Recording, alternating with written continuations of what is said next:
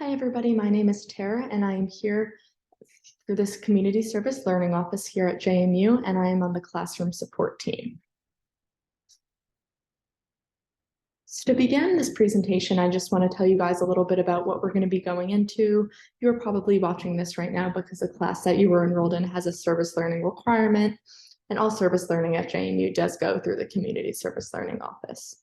So today we're going to be talking about what service learning is, what are the requirements for your specific course, and we're going to talk about ways to prepare for a positive service learning experience, learning how to select an opportunity and sign up. And then if you have any questions or concerns, we'll go into who you can contact with that. So to begin, you want to ask yourself, what is service learning? If you want to take a minute and jot some ideas down and pause the video, that would be great. But as an office, we like to say service learning is connecting meaningful service to the community with course material. So throughout this semester, you'll be picking a specific nonprofit agency within the Harrisonburg-Rockingham area, and we'll be making a commitment to be volunteering with them for a period of time. And we like to call these agencies and nonprofits our community partners. So, and with that, you'll be taking the ideas that you're learning in your course, whether it's with your course objectives or specific things that you're learning in your course, you'll be using all of that stuff in your service learning placement with your community partner. And you're going to be probably learning a lot of new things, both in your course and while you're doing your service in the community. And this is also a way to open yourself up to new ideas and new experiences and meet different people and agencies that are relevant in this area outside of JMU. Okay, so as an office of the Community Service Learning, our mission statement is to cultivate mutually beneficial partnerships between students, faculty, and community organizations that address community-identified priorities and contribute to student learning. And we like to prepare you, connect you, and support you in that. Okay, so to prepare for a positive experience, you want to ask yourself three things. One, how can you best represent yourself in JMU? With that, when you sign up to volunteer, you'll be signing a student commitment form through JMU and CSL. And those are just things that asks you to be timely. Once you commit to your agency, be respectful, be open to new ideas and learning. If you commit to a certain time or day, ensure that you can always make that. And we'll go into further detail on that. And then how can you unintentionally cause harm? This can happen if you think about it from the perspective that these community partners are taking time out of their day to train us students on how to properly fit in their agency and what they want you to do. And sometimes if you're there and asking a question that could be harmful to somebody or a little bit disrespectful, or doing something that you were not asked to do, where the community partner will have to turn back and ask you to stop, which would take time away from their day and their job and their role in their agency. So we ask you to keep that in mind. And another way to unintentionally cause harm is with confidentiality. So with the people you'll be interacting with, everything that you say with them and any stories that you hear from a person will stay in the agency, or taking unethical photos or videos. And you want to think, what impact will these behaviors have on you and others? And as I said on the slide previously, this is a mutually beneficial partnership, both because you're learning from this agency, you're learning from your course, and it's really cool to see stuff that you're learning in your course play out in real time. But additionally, this mutually beneficial partnership goes with the community partner as well, because you're able to be there to assist them in any way possible. And you'll go more into that as you pick your specific agency. Okay, so we want to ask ourselves, how do you do this well? You want to focus on the relationships that you're building while at that agency, whether it's with staff members there or the population that you're going to be serving. A lot of times these populations that we're working with are very vulnerable, and it is a really interesting experience to just really listen to these people's stories, develop that relationship, and hopefully be a helping hand to the agency. Additionally, with the community partners, I think it's really beneficial as a student, try and get yourself in there and talk to different people at the agency, even if it's somebody you're not necessarily working with. I think it's a great way to get connections around the area and just kind of build what you know on about this Harrisonburg Rockingham community, because there is just so many organizations and so many other things outside of JMU. And I think it's really important as a student to know that and to build on those relationships. And you also want to learn from one another. Again, these community partners are here to train you and to show you what you're going to be doing at their agency, but it's also a chance for you to take something you learned in your course and be like, hey, have you heard of this? And alongside of that, a lot of the community partners we work with work on like specific topics or social justice issues. And that's a time to kind of think of your perspective. What did you know about that before? Did you have any misconceptions or biases? And just kind of how that has changed throughout your cervix experience. And then again, as I mentioned previously, you do want to develop these mutually beneficial service partnerships. So that is just really utmost important to do. Okay. One other thing you're going to want to do is practice reflection.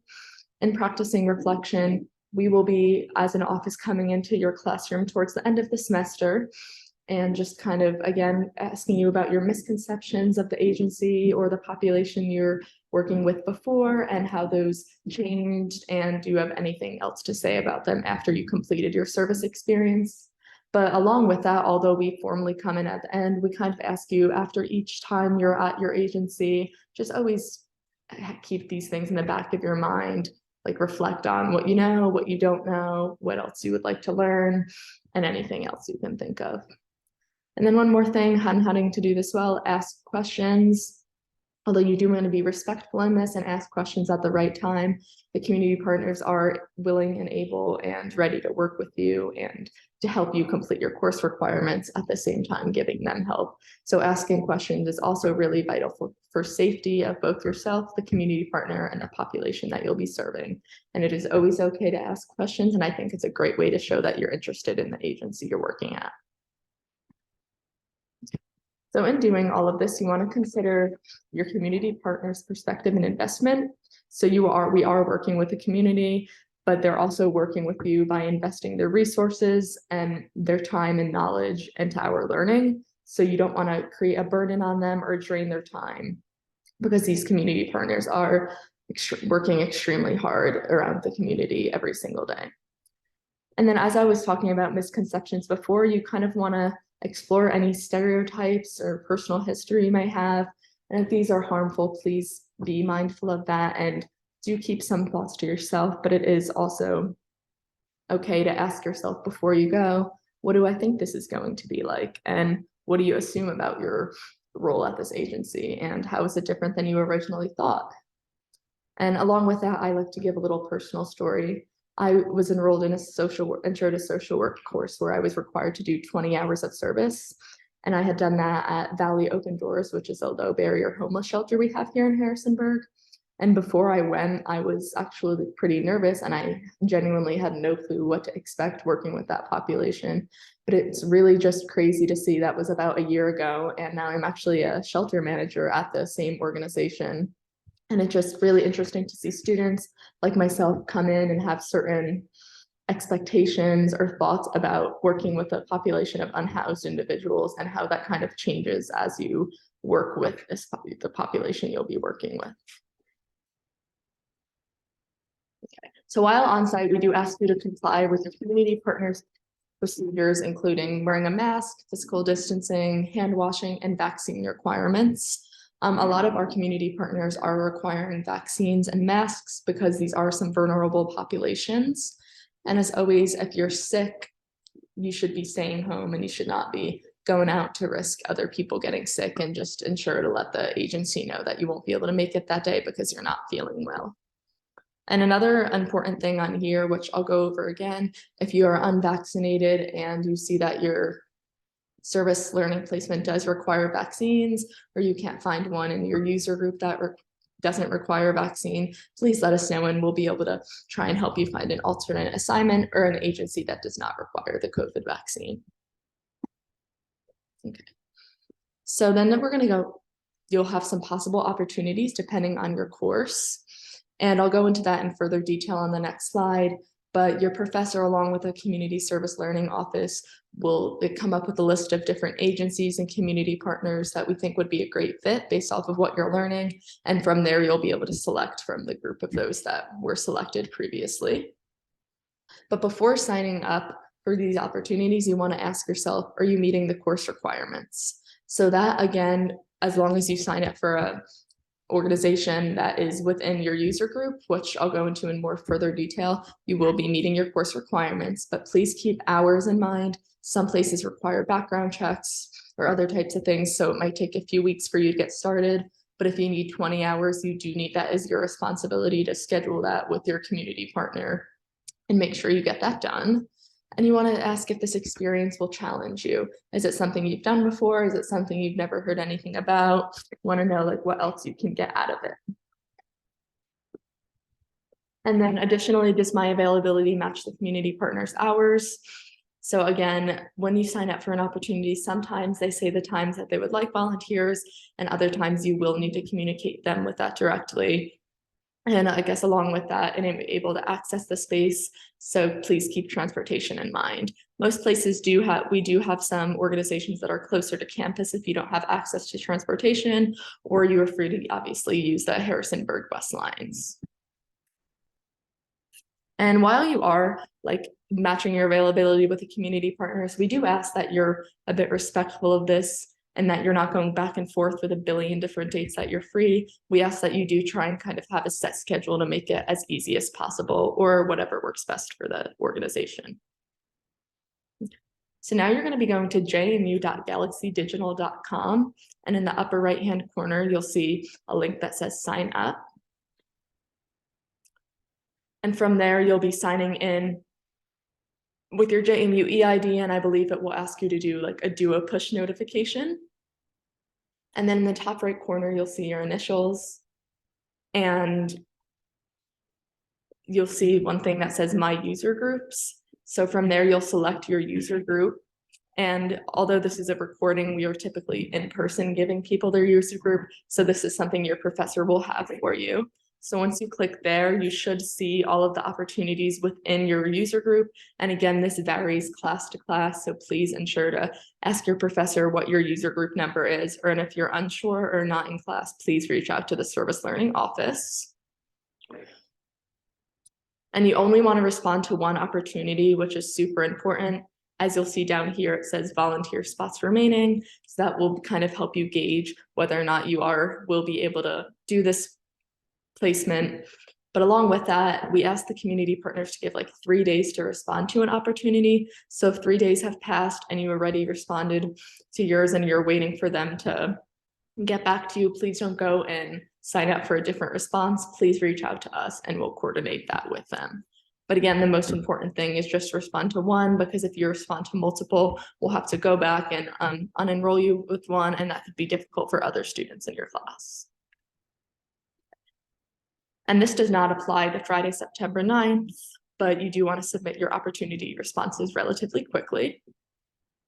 And then, as I said before, once you create your account on Volunteer Now, you'll do a steps to successful community engagement. We just ask that you read this through. It's just asking, as setting a high standard, you are representing JMU, your course, your instructor, and the community service learning office.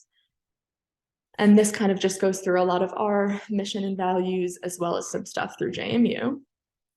So after you respond, you'll want to follow the instructions on the posting. A lot of them will say, please reach out to this person, and they'll send you a link to sign up. And a lot of places, as I said, will have you fill out some paperwork, do some training, or do a background check.